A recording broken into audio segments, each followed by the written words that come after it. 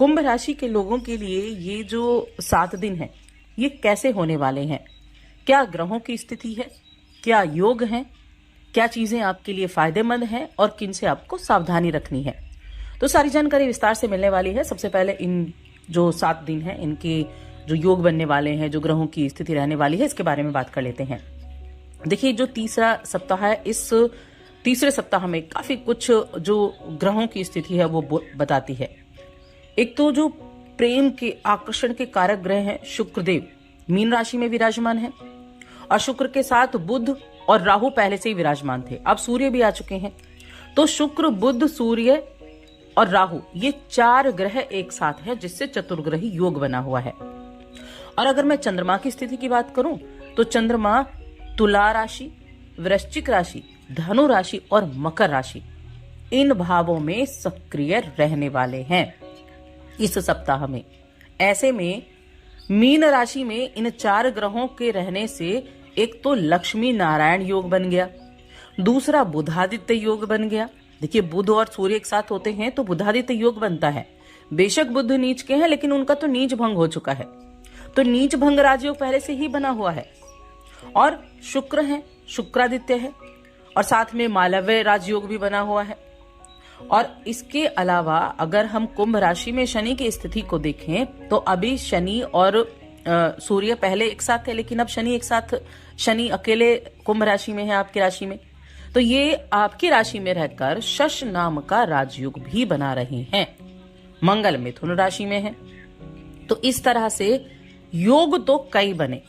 और ये देखिए, इन योगों में से अगर देखा जाए तो लक्ष्मी नारायण योग बेहद अच्छा है, बुधादित्य योग अच्छा है, मालव्य योग अच्छा है, और आपकी राशि के लिए शश योग भी बहुत अच्छा है। तो इन योगों का प्रभाव भी आपको देखने को मिलेगा, और वो प्रभाव किस तरह से होगा और किन चीजों के लिए फायदेमंद रहेगा ये हम जान लेते हैं। तो आगे बढ़ने से पहले एक छोटा सा ही निवेदन है। चैनल पर आप पहली बार आए हैं और अभी तक चैनल को सब्सक्राइब नहीं किया है तो चैनल को सब्सक्राइब जरूर कर लें। तो चलिए राशिफल की बात कर लेते हैं। तो कुंभ राशि के जातकों के लिए मैं कहूंगी, नौकरी पेशा जातकों की अगर मैं बात करूं तो इस समय अवधि में, इस सप्ताह में अपने काम को पूरा करने के लिए आपको अपने पूरे एफर्ट लगाने की आवश्यकता है, यानी कि पूरे प्रयास लगा दीजिए।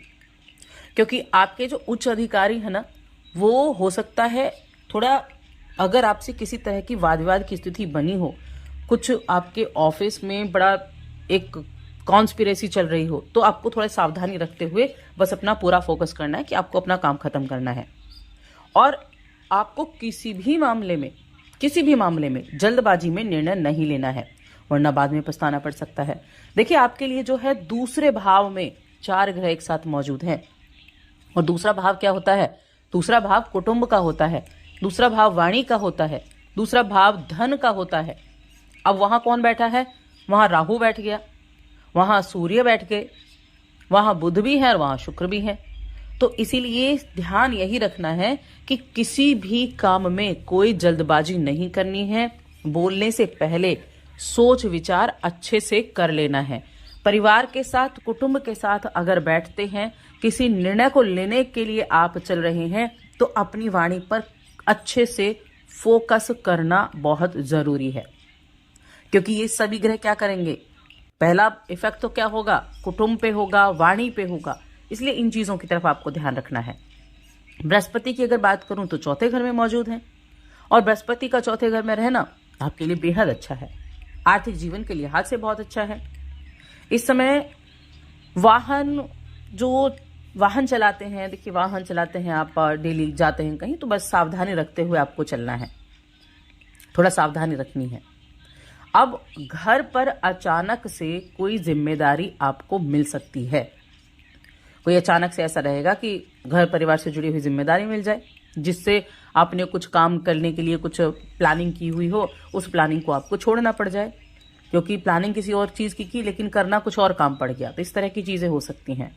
बाकी घर से जुड़े हुए अपने हर एक काम का पूरा करते हुए दिखाई देंगे, और हाँ, आप खुद कर भी पाएंगे अपने परिवार से जुड़े हुए कार्यों के लिए। अब देखिए, कुंभ राशि के जातक, जो काम आपने हाथ में लिया है उस काम को पहले पूरा करें, बाद में दूसरा आप काम पकड़ें। हो सकता है प्रेशर बहुत ज़्यादा हो तो उसकी वजह से मन में थोड़ा क्रोध भी झलक जाए, लेकिन ऐसी स्थितियों में अपने ऊपर थोड़ा कंट्रोल करना होगा। अब यहाँ जो शनि की स्थिति है आपकी राशि के स्वामी की, वो कहाँ है? वो आपके ही राशि में यानी पहले भाव में ही स्थित है। तो ये क्या करेंगे? अभी अस्त अवस्था में भी बैठे हुए हैं, इसीलिए कामकाज में प्रेशराइज भी आपको होना पड़ सकता है। काम में आपको अलग अलग तरह की चुनौतियां भी मिल सकती हैं, लेकिन चुनौतियों से डरने की जरूरत नहीं है, क्योंकि हर चुनौती आपको कुछ सिखा कर जाती है। शिक्षा की अगर बात की जाए तो शिक्षा के क्षेत्र में आप बहुत अच्छा रिजल्ट प्राप्त कर सकते हैं। स्टूडेंट्स की मैं बात कर रही हूं तो उनके लिए ये समय काफी अच्छा है। अगर किसी एग्जाम वगैरह को आप दे रहे हैं, अपने पूरे एक एफर्ट आपने डाला है, आपने मेहनत की है, तो परिणाम अच्छे आपको प्राप्त होंगे। अपने मन से आप अपनी पढ़ाई पर फोकस कर पाएंगे। आप एक झुकाव देखेंगे कि आपका झुकाव अपनी एजुकेशन की तरफ है, जिसे देखकर आपके घर वाले भी खुश होंगे, और घर वाले खुश होंगे तो आप और ज़्यादा मेहनत करते हुए भी इस समय अवधि में दिखाई दे सकते हैं। अब यहाँ जो देखिए गुप्त शत्रुओं की बात करूं, अष्टम भाव आपका, अष्टम भाव में केतु बैठे हुए हैं, कन्या राशि में अष्टम भाव में केतु विराजमान है।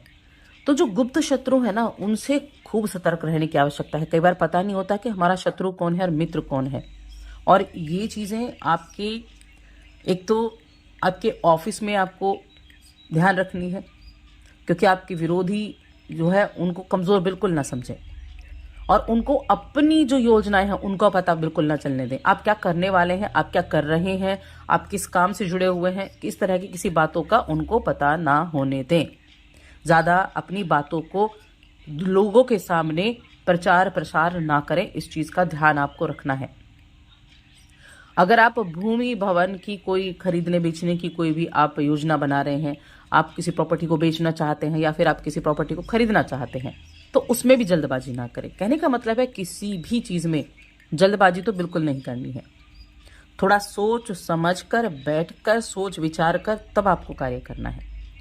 रिश्ते नातों के नजरिए से देखा जाए तो रिश्ते नातों के नजरिए से ठीक ठाक रहने वाला है। प्रेम प्रसंग को अच्छा रखने के लिए आपको अपने जो एक कम्युनिकेशन है उसको अच्छे से रखना होगा। एक दूसरे की भावनाओं की कद्र आपको करनी होगी, क्योंकि जब आप अब एक दूसरे की भावनाओं की कद्र करेंगे तभी चीजें अच्छी रहने वाली हैं। और देखिए जो प्रेम जीवन में है उनको मैं कह दूं तो आप पूरी कोशिश करेंगे अपने पार्टनर को खुश करने के लिए, लेकिन ऐसा हो सकता है कि ना कर पाए। कुछ विवाद अगर चल रहे थे तो उनको आप एक रचनात्मक तरीके से, यानी कि एक उनके मुताबिक उनको समझाने की कोशिश करें, ताकि स्थितियां जो हैं वो सुधरें। वैवाहिक जीवन ठीक है, और जीवन साथी आपका चाहे कितना भी आपसे झगड़ ले, लेकिन एक दूसरे की रिस्पेक्ट आप करेंगे, एक दूसरे से प्रेम करेंगे, और आपको ये भूलने की बिल्कुल जरूरत नहीं है कि आप दोनों के बीच में बहुत अच्छा प्रेम है। और चीजें हमेशा देखिए एक जैसी नहीं होती, हमेशा बदलती रहती हैं, हमेशा कुछ ना कुछ नोक झोंक की स्थिति भी बनती है, वो भी एक प्रेम का हिस्सा है। तो ओवरऑल देखा जाए तो रिश्तों के लिए बहुत बेहतरीन ये समय रहेगा। अब हम बात करेंगे उपाय की कि क्या उपाय आपको करना चाहिए। तो देखिए इस सप्ताह में मैं आपको कहूंगी आपके दूसरे घर में मीन राशि में आपके लिए ये 4 ग्रहों की जो स्थिति बनी हुई है, एक तो आप भगवान शिव की आराधना जरूर करें, और साथ में शनिवार के दिन जो असहाय लोग हैं उनको थोड़ा सा दही और चावल का दान करें। ये उपाय आप कर सकते हैं। और साथ ही हमारे चैनल